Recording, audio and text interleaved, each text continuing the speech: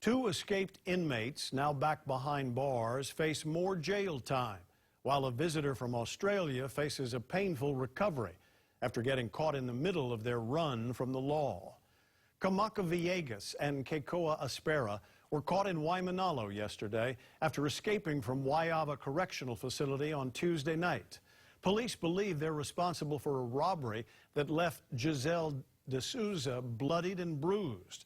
Her husband, Chris, says this was their first trip to Hawaii. Sarah Madison followed up with them today and has a story you'll see only on KHON2. Sarah? Joe, Chris and Giselle D'Souza tell me they are shaken and unnerved after yesterday's attack. Right now, they can't believe this happened to them in Hawaii.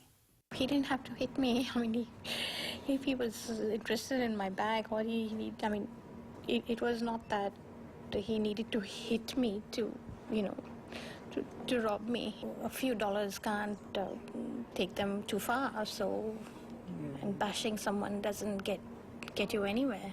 It's been a traumatic 24 hours for this vacationing couple from Australia.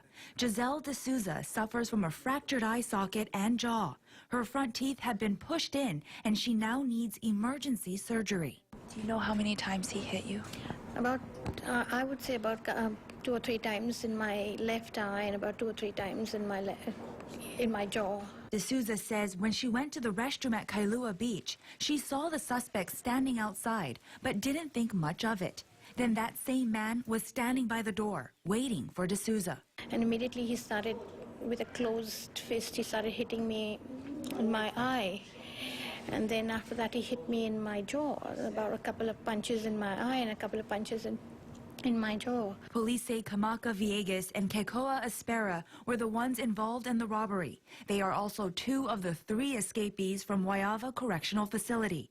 Police spotted this stolen vehicle in Waimanalo and captured the 2 suspects after they ran into someone's home. That was a shock to hear that he was an escaped convict. I just feel so scared and so insecure.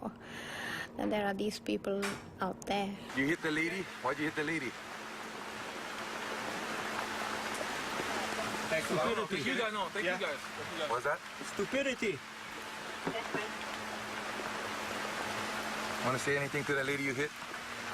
I'm sorry. I'm glad he's realized that it was stupidity and that he's sorry about it. I just wish it hadn't happened in the first place. We're having such a good time till now. We had such a wonderful time in Hawaii the last 4 days. We had another 3 weeks planned. I don't think that's going to happen now, but we'll probably come back again. If you had something to say to the people who did this to you, the 2 suspects, what would you want to say to them?